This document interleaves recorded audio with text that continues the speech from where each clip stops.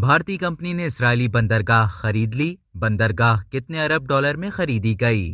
بھارتی company Adani ports نے اسرائیلی بندرگاہ ہائفا خرید لی۔ بھارت کی اڈانی پورٹس نے اعلان کیا ہے کہ اس نے بحیرہ روم پر ایک بڑے تجارتی مرکز ہائفا کی بندرگاہ کو ایک اسرائیلی کمپنی گیڈاٹ کے ساتھ شراکت میں 1.18 ارب ڈالر میں خرید لیا۔ اڈانی گروپ اور اسرائیل کی کیمیکلز اینڈ لاجسٹک گروپ گیڈاٹ 2054 تک ہائفا بندرگاہ کو چلائے گا۔ اڈانی پورٹس نے کہا ہے کہ اس سے انڈیا کی مقامی بندرگاہوں کا مشرق وسطی اور یورپ کے ساتھ روابط قائم کرنے میں مدد ملے گی۔